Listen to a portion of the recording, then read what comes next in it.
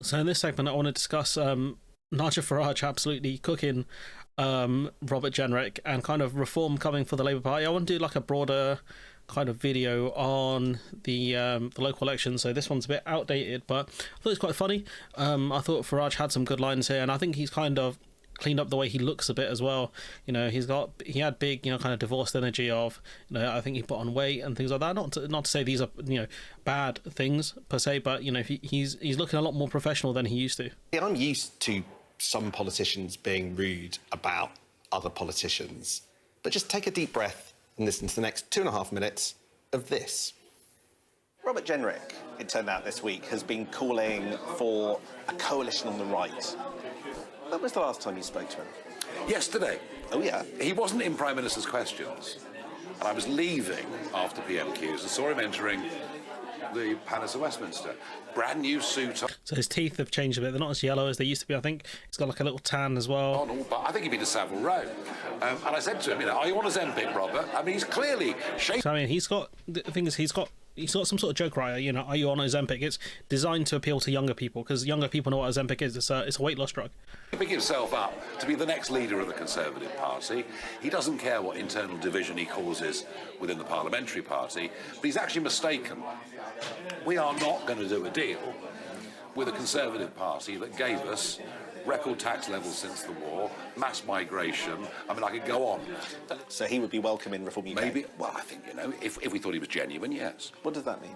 Well, don't forget, I mean, this is Robert Jenrick. That's a good one. Again, that's you know, to be fair to Farage, that one's funny. You know, the first time I watched this clip, it made me laugh, and you know, it's Robert Jenrick. It's a good one-liner. So he's got Ozempic on him. He's got Robert Jenrick on him. Robert the Remainer. This is Robert the Remainer. But I don't stand particularly for anything at all, who suddenly appears to be on this Damascene I would have called him Remainer, Robert. Road, this Damascene conversion. So, you know, I'm not sure whether he really means... Okay, what's your test for that, though? I mean, earlier this week, you were Nigel the Socialist earlier this week, standing for the trade unions. What does genuine mean? No.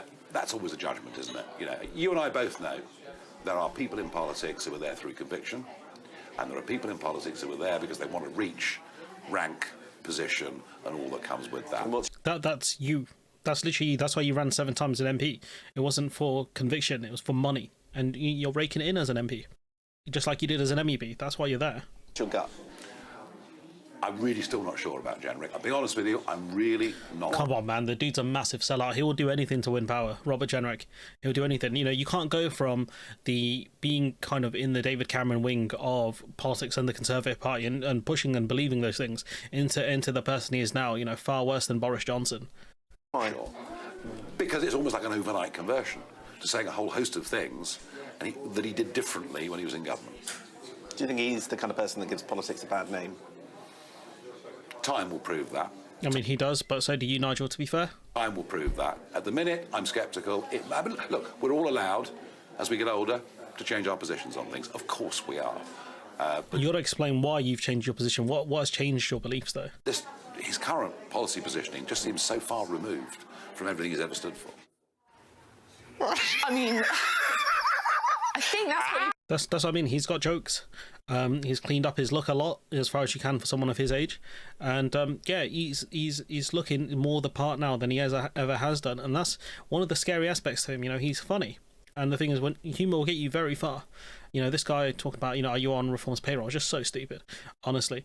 Like, they don't get like this, the media business. Like, they put out these clips to get views and stuff like that for money. That's what they mostly do it for, and you know, Reform are gunning for him. for Labour, though. Reform? No, I think at the end of the day, we have to be very clear about, and I agree with who we stand for, what we're going to do and what we are doing as a government. What are our economic policies? What are our policies for the country? Rebuilding the country, ensuring that we have, you know, a national steel industry that would have disappeared if we didn't recall Parliament on Saturday. So it's really sort of laying out our stall as a Labour government. And I think that's what's important. And I think that's what's important for politics, to be honest. People need to know who you are as a political party. So who are you as a political party? Like, no one knows with Labour? You may be comfortable, but Nigel Farage is coming for you. So this was before the election? He is getting closer to the union movement. He took that position on steel nationalisation. He is trying to sniff, and he's good at it, work out where voters in your side of politics might end up being dragged over to Reform UK, are you really saying it's not a threat at all? So I don't disagree with that, but does he believe it? And I think that's the difference, right? Of course he doesn't, but the thing is, people are desperate. That's the thing, and he knows how to con desperate people. He's a salesman. And that's one of the best things, the things he's really good at. He sold Brexit to people.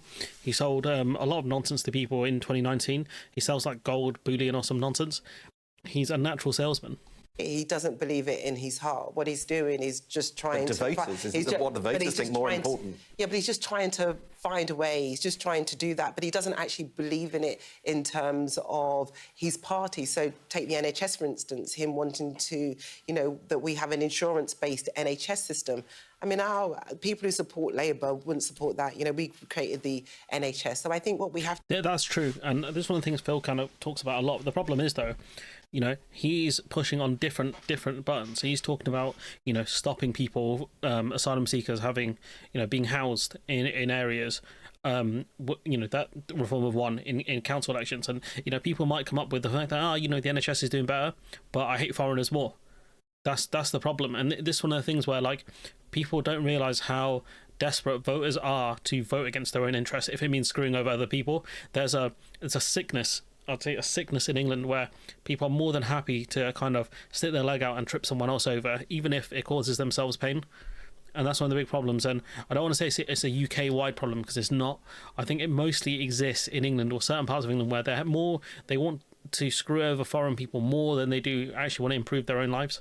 To do is just, if you like, show politics in its reality and its rawness of what it is, and people trying to kid other people that this. Although I have seen the Labour Party attacks on that point you make on the NHS, which makes you think someone in number 10 is thinking that is something, that's an issue. The thing is, they haven't set the groundwork for it at all. Farage has been saying this stuff for years, and he's kind of pulled back on it a little bit. But Labour should have been saying this from well over a year ago, really. No, reform's an issue, let's attack them on this as well. So. Well, I think, to be honest, it's because you've got he's clearly said. No, yeah. And because he's because he's clearly said it. Yeah, I don't think this is very good. And, I saw this clip as well, talking about, once... let's play, actually. Because people who found themselves in Downing Street in recent days are hearing that once the local elections are out of the way next Thursday, and there's obviously the threat from Reform UK, and particularly in the Runcorn by-election, the word is... By-election, they won, by the way. ...is that there is going to be a very, very ambitious deal with the European Union on the table that will cover defence, might cover things like mobility, will cover fishing. It is... I don't think that's going to happen now. I don't think it's going to happen, because I think Farage will up, on mobility, on fishing. It's going to be a nightmare. Fishing's the policy platform he won, helped him win Brexit, when in reality he was a guy who didn't care about fishing at all.